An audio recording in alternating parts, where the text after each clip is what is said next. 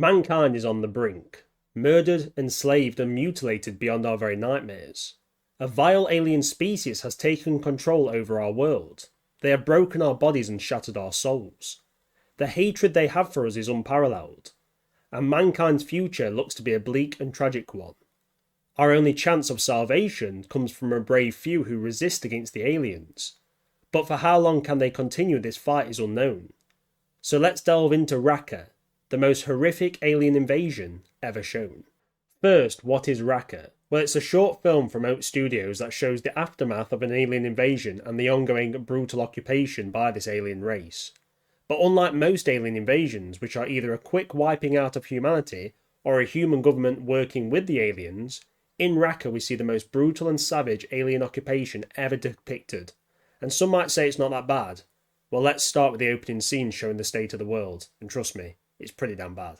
The film begins showing humanity is under an alien boot, with a group of humans cowering and looking malnourished. They are scared as their alien captor walks between them. They dare not look at the alien, not even whisper, as to attract the alien's attention will most likely mean death or maybe even a worse fate. These people probably know they're going to die, but they cling to the hope they might be of some use to the aliens. Maybe they get to live, but only as a pet. We're less than pets though. Nothing more than farm animals to the aliens. As we would see a cow or chicken being brought up to be food, the alien sees us in a similar light, but without a single ounce of compassion or care. Our pain and suffering is no concern to them. We are a resource to be spent until there is nothing left. Even as a resource, the aliens don't seem to care about keeping us fit or healthy to get a better output. To me it seems they want to work us to death out of a disgust towards our race. We see a group of humans struggling to carry a large alien container, with one of the men missing a leg.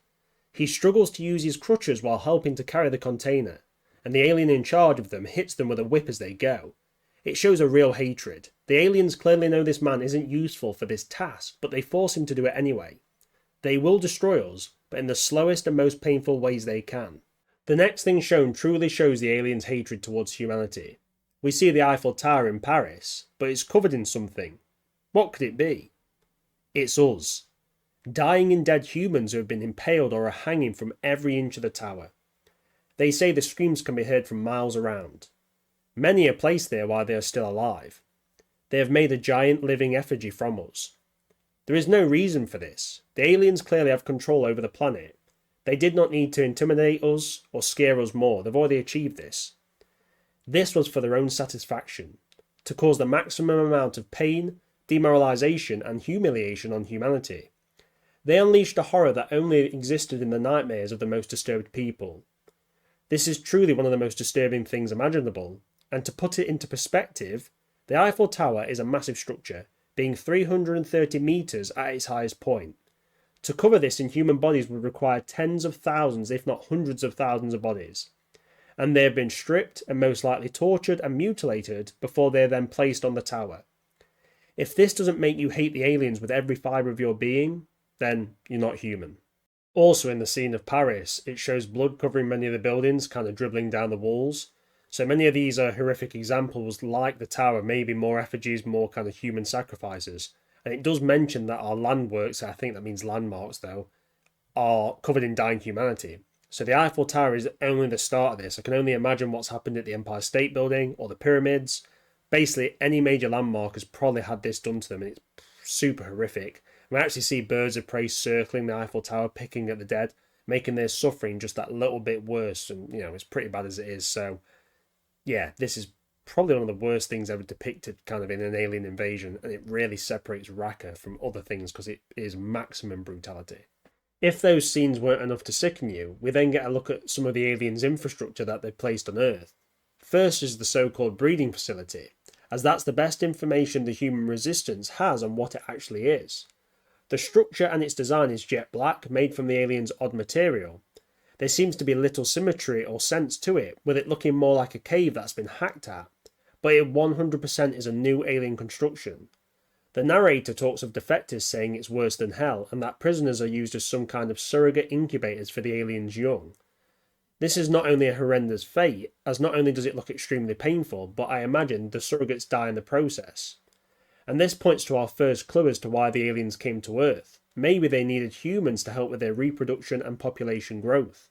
And with so many humans available, around 7 to 8 billion when the aliens arrived, they only need a tiny fraction of the population for their plans, but obviously this is just a best guess. Next, we see the destruction of human buildings by large ring-shaped entities. To me, it looks like some kind of advanced mimetic material or nanobots that the aliens are using to create various machines. In this case, the rings cause some kind of wave or vibrations which can cause even very solid buildings to crumble to rubble, with the first smaller building requiring 1 ring and the next larger one requiring 2. This system is very efficient. They're knocking our cities down, flattening the earth of our now useless cities, but wiping any evidence of human existence from the earth. Their hatred comes through again. They want the universe itself to forget we ever existed. This clearing of urban centres also makes way for the aliens' megastructures. These are said to spew methane to manufacture the aliens' atmosphere, so they're slowly terraforming the planet to better suit their needs. Though the aliens seem to operate fine already, but maybe there is some unseen equipment helping them adapt to our atmosphere. And the narrator mentions it's already getting hard to breathe, and it's almost impossible when you're near these megastructures, which they refer to as stacks. And alien plants are being sown that are very invasive, and they're taking over our land and beating Earth's plant life. So not only is the air becoming inhospitable to us, but any forms of crops or habitat for Earth's species is being wiped out. And to speed up this process, the aliens are doing mass burns in the forests and the jungles as well, I imagine. And we see huge green flames looking very much like a strong chemically induced flame, nothing natural about it. Probably able to burn at very high temperatures so that even the most resilient trees and plants are torched in moments. The narrator talks of the effects of the terraforming machines and alien crops leading to a rise in global temperatures causing flooding. Lowlands and coastal territories are now underwater, with flash floods and far more volatile weather being likely. Everything from heavy rainfall in some areas to unexpected droughts in others. Humanity is not only fighting the aliens, but now a far more unpredictable world. The Earth we remember is slowly slipping away. One image that really had me just staring at it for a while was the huge terraforming structure which looks like it has a massive storm brewing around it. This is just a start look at the change that's being done to Earth. Even if we beat the aliens somehow, the damage has already begun, and it seems the aliens have set Earth on a path to becoming a more hostile environment to its very natives. Maybe some of nature's more resilient creatures might survive, but for us the chances become slimmer every day. If butchering us and using us as incubators wasn't enough, the aliens also have the ability to invade our very minds. Taking control of our cerebrum and limbic system, they're able to paralyse us and worse. We become puppets to these invaders. They can do as they wish to us to an even wilder extent. If they want you to shoot and kill your friends, you will. Maybe they get you to carve your own flesh off. Their will becomes your actions, no matter how hard you fight. Once you lock eyes with the aliens, they can tear their way into your mind. Even the strongest and most resilient among us are not immune. It's every person's fear to lose control over themselves, and this is magnified in the most horrendous ways. The Resistance has found a way to block the mind control using some form of blocker called a brain lock, a makeshift electrical device that must be worn on the head at all times to provide protection from the alien mind control.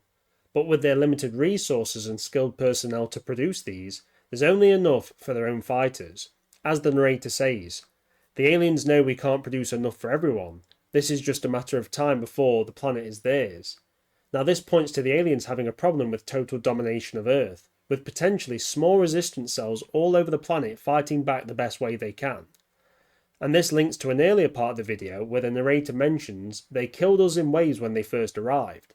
It might be that the aliens have huge amounts of mass destruction weapons able to wipe out large areas and destroy large conventional forces, but when it comes to rooting out guerrilla-style combatants, it's become more difficult for them, especially as a large amount of their resources must have been diverted from killing humans towards building new alien structures for their long-term plans on Earth.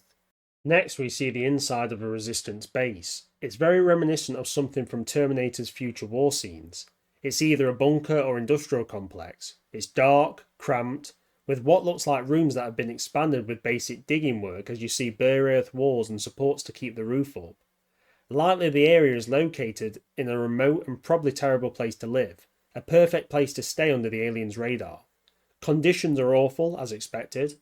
We see people eating out of tin cans with cockroaches sat on the cans. They seem to not care about the disgusting pests just lingering there. Maybe they might even eat the cockroaches as well, because if the food situation is really dire, every source of calories is acceptable.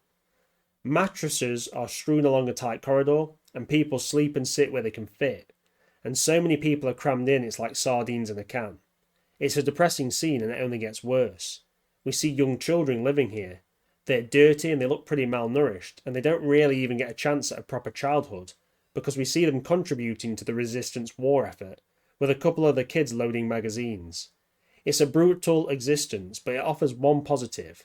There's still children alive, and they actually get to live, well, with their own people. They're not in alien captivity. And if humanity fights hard enough and smart enough, maybe they'll have a chance at a full life. We see a resistance armourer checking and maintaining the weapons, and it seems that they have a nice little stockpile ready to deal some damage to the aliens. Nothing too fancy, some basic automatic rifles and submachine guns, with some scopes and grips and other attachments most likely in their possession. But we don't see any dedicated anti-tank or much in the terms of heavy weapons, which are definitely needed to fight such an overly powerful foe. Then we go to the command room with the presence of a map and background radio chatter kind of indicating it definitely is the command room. So we see that it's an organised resistance, and maybe they have contact with other cells trying to cooperate and synchronise their missions to cause maximum damage to the alien occupation. At the same time, they're also probably trying to avoid having any internal conflicts between themselves. There is already enough fighting for everyone on the planet against the aliens, there's no need to turn against one another. We see an alien craft dock with one of the megastructures as the narrator speaks about how I wonder deep down if everyone knows they're already dead, as morale must be low, but this is also the reality of the situation. But then a very interesting line. We are sold a different story by our politicians. At which point we go into the megastructure and find that the craft was carrying a human collaborator, maybe a prisoner, but I feel they're working with the aliens.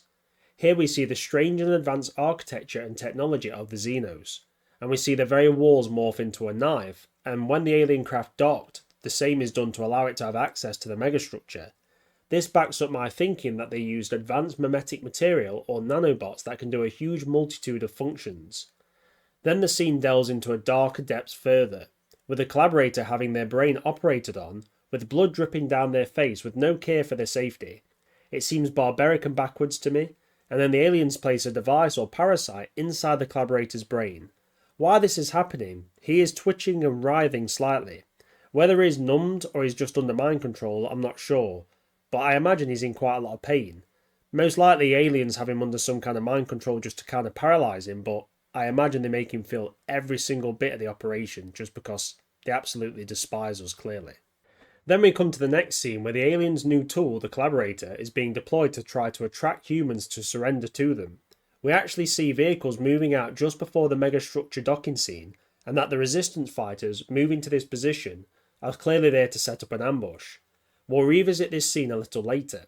First we must cover Nosh, a very odd individual, but someone who is thriving in this new apocalyptic world. A pyromaniac and a genius when it comes to turning scrap into useful things. Everything from mind control blocking brain locks to bombs of various types. He has a very loose alliance with a resistance cell, providing them with useful items in return for payment, most likely food, useful raw materials, but anything they can offer which he might need. We see him rile up the resistance when he asks for some bait, as they have requested him to give them a large bomb which he is working on, and it's a pretty big bomb, looks like a barrel bomb of some sort, and he tells them that if they give him some of the sick, he'll use them as bait and take out an entire alien convoy. Nosh loves the fight, he enjoys the world as it is. And as crazy and vile as he seems, this type of person is a vital asset in such desperate times. And oh, does he prove it. So back to the ambush, and we see two aliens and their collaborator tool followed by some kind of hovering mass, that odd material I keep mentioning. It might serve as a vehicle, or my guess is some kind of prison for any humans they capture, so they can be transported back for whatever terrible plans the aliens have for them. The collaborator is shouting, "They have built a conservatory for us. Paradise, put down your guns." Clearly the aliens underestimate how fanatical humanity is against the invaders. And we're not this stupid to believe that an alien race that decimated our population and ruined the earth is suddenly going to want to conserve us and build us a paradise. Come on aliens, do better. Then the collaborator seems to have had a reaction to his brain surgery, with Nosh calling him a freaky-faced fuck, and he's not wrong. His face has tumor-like growths protruding from it, and this obviously is going to kill or severely cripple him. And I noticed he's wearing a suit, well, he's trying to. He's an absolute mess, and clearly he was someone of note before working for the aliens. But as the population has dwindled, and he's probably not got much value left with the aliens, to be fair, like he's just a guy now, he's little more than a messenger. He may be under mind control while saying this, but honestly, I think he was willingly working for them, trying to get an extra bit of life by being their pet. Pathetic and repulsive, treacherous scum, so he's probably a former politician, let's be honest. As the aliens walk down the street, Nosh has eyes on them, ready to unleash his present to them. We even see kids watching. Now I don't know whether this is where the resistance is located, so the kids are just there and have snuck out to watch the action, or the resistance has actively brought them along so they can help and learn to fight the aliens. It's very brutal and very risky to the kids, but in such a world there's no point sugarcoating what their future holds. The quicker they learn to fight, the better. Then a woman appears. She is rigged with an explosive suicide vest. This is the bait Nosh asked for, so she's either sick and doesn't have long left, or she is so willing to fight the aliens that she actually volunteered to be the bait. And it takes a very brave person to hold their nerve and go through with such a task, so I salute this woman as a hero of mankind. As she approaches the alien, one notices her bomb vest and it says, "It carries explosives." Now this kind of hit me as well because it doesn't see it as a human woman, like obviously it knows it's a female, it can see it, but it sees it as an it. We're not a thing, we're just an it to them, so we're basically worth nothing. Then the alien fires its weapon and we see a strange translucent projectile leave the weapon. It's some kind of advanced plasma or, who knows what, but it causes the woman to explode in a burst of gore. Nothing remains. Scraps of her clothing are flung to the sides and the explosive vest is never triggered. But that doesn't matter because she was just a decoy. Now we get to see what Nosh was cooking up, and with a hearty, slightly insane laugh, he detonates his bomb. And boy do the aliens get a taste of their own medicine. Instantly their bodies are blown apart like giant alien piñatas. Them and the collaborator are no more, and even their weapons seem to turn to liquid with such force. The vehicle behind them, the weird material mass, is knocked out or destroyed. It's never really shown, but I imagine so. But the bomb did its job. The explosion wasn't as strong as I expected from the size of the bomb, but that got me thinking. Nosh wasn't just working on a big bomb, he was working on a device the aliens wouldn't detect. They would just think it's a piece of trash. And we actually saw this just before the bomb went off. They obviously recognised the woman was carrying an explosive vest, while Nosh was making a device that would basically go unseen or just, like you say, a piece of trash. That was the priority. So the aliens would walk into the sweet spot, then bang, and some grade A human payback is the meal of the day. We also see the children rush out once the smoke and debris have settled. They run to grab a severed alien arm. They hold it high. A small victory for them, but the narrator breaks this little win with a warning. Every once in a while something goes our way. Just 1 in 1,000. Just enough to keep fighting. A glimmer of hope. People will pay for this, they always do. So for every strike back humanity does, the aliens come down hard on them and hunt them down. They always make sure they get revenge if their own are killed. So now we're following 2 resistance vehicles speeding forward, and all of a sudden an explosion, and we see one of the vehicles come out of the cloud of dust. It's now a burning, wrecked mess. And a resistance fighter crawls out. It's Jasper, who's quite a high up member in the resistance cell, and he's badly wounded, but he still has some fight left in him. But then he sees a shimmer in the air, something a bit different. He draws his pistol ready to end his life, as that's a better option than being captured. But then a miracle happens, and the narrator says this. Until they arrived, like angels carried on the rays of the aurora borealis, like a biblical salvation.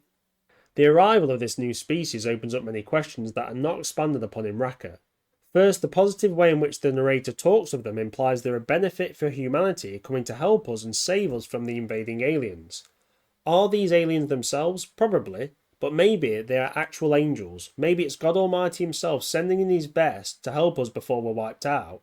Who knows, but what matters is it's a lifeline. And it's appeared, and humanity now has a chance, maybe only 1 in a billion, but that's better than nothing.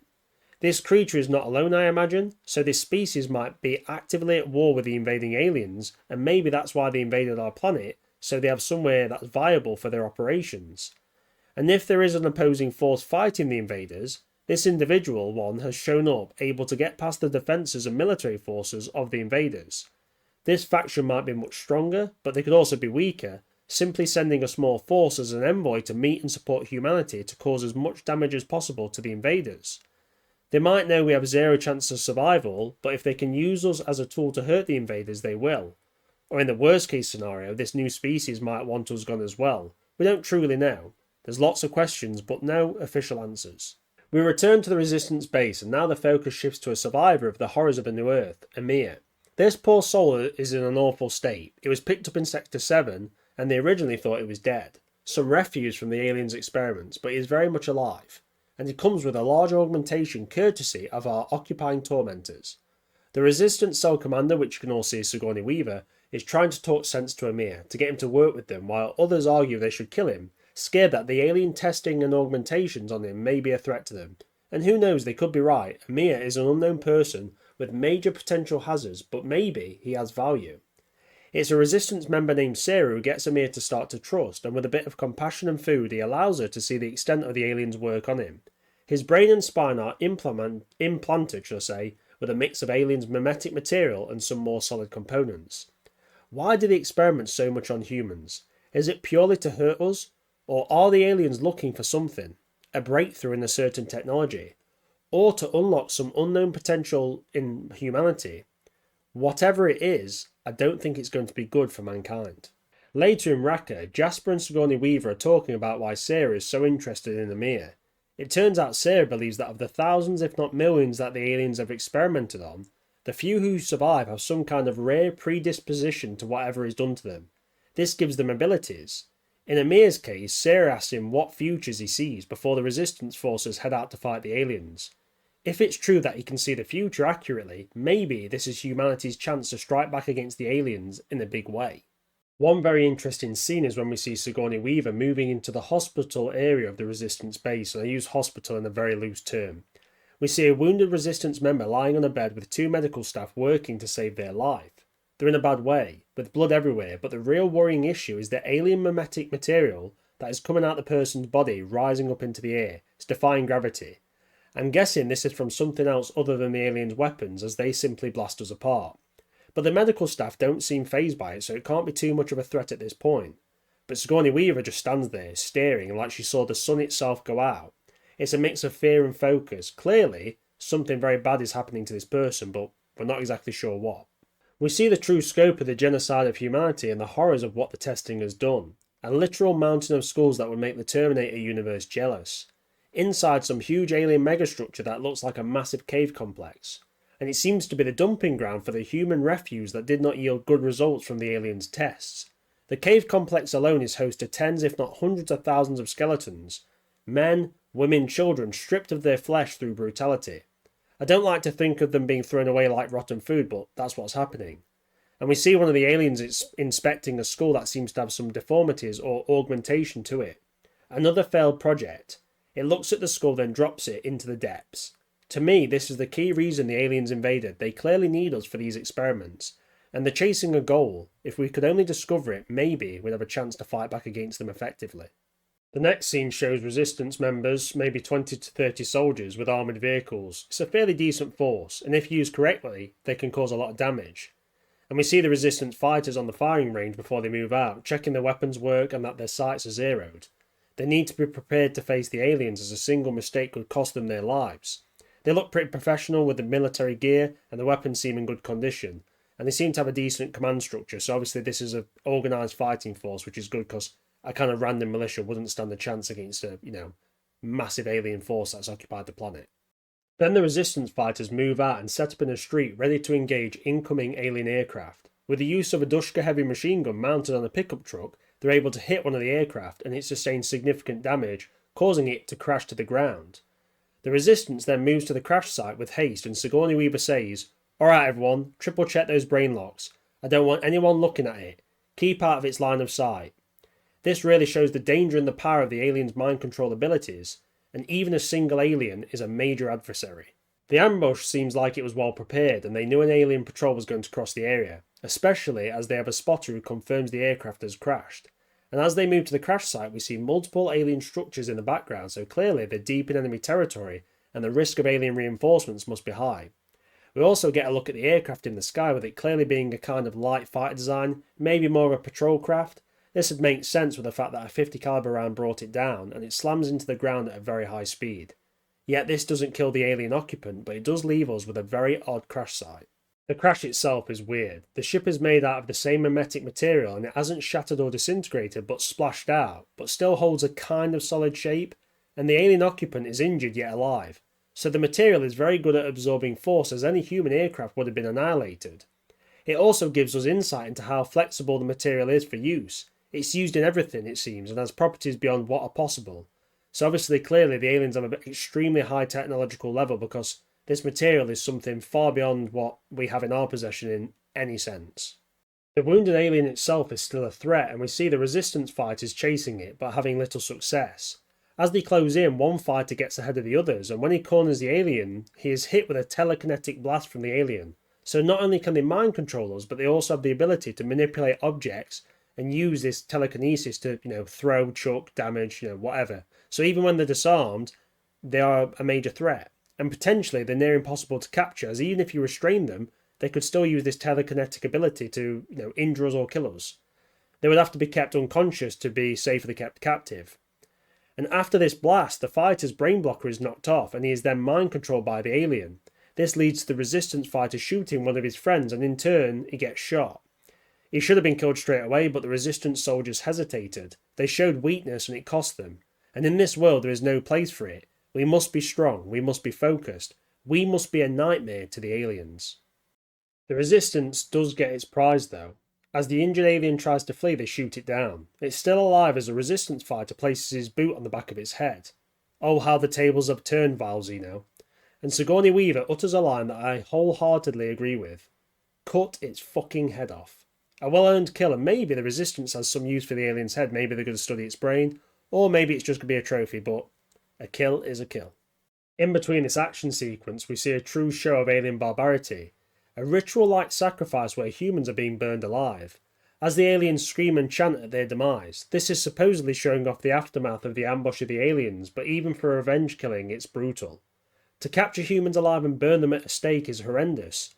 And this not only shows their absolute hatred and contempt for us, but that we should be as savage as possible to the aliens.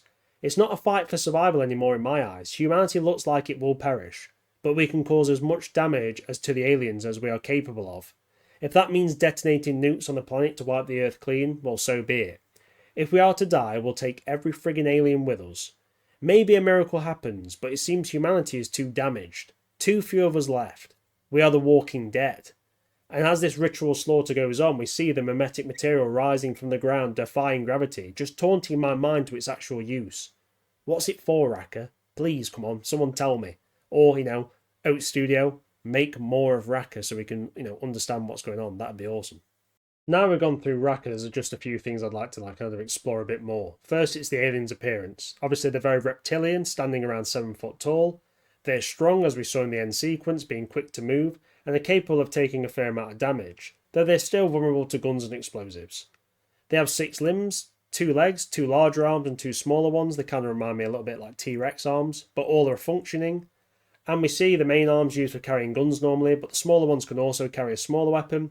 We actually see this with the alien that's using the whip. He has a whip in the primary arms, and then like a pistol-style device in his smaller arms, which is pretty cool. And this actually means the aliens could quad-weld and dual-weld pretty easily, so having 2 main rifles in the main arms and 2 pistols, that's a lot of firepower. They also have psychic powers capable of mind control and telekinesis. All around, they're a very strong species, a very dangerous opponent, and kind of, a worst case scenario for humanity to have to fight, and it's kind of being shown in Rakka. We also see the aliens using the odd mimetic material for their weapons, but also as a form of armour or maybe clothing. I'm not sure how it helps them exactly. It could be anything from protecting them to amplifying their psychic abilities. It may be that this material is how the aliens breathe our atmosphere without issue, as we know they're terraforming the planet to better suit their needs.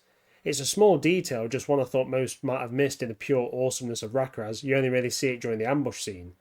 And obviously, with Rakka being so immersive and kind of jaw-dropping, it's hard to see all these little details unless you watch it, at slow-mo speed like I have. I've also found some concept art of the various weapons the aliens have, showing a lance, which is their general rifle, a pistol sidearm, and a flamethrower, and a vacuum grenade, which sounds like a hell of a lot of fun. Anyway, that's my video on Rakka, kind of analysis, breakdown, kind of exploring it. Hope you enjoyed it. It's just such a good like miniature movie or small movie. Go and watch it if you haven't yet. Rakka is superb. The description or the link will be in the description.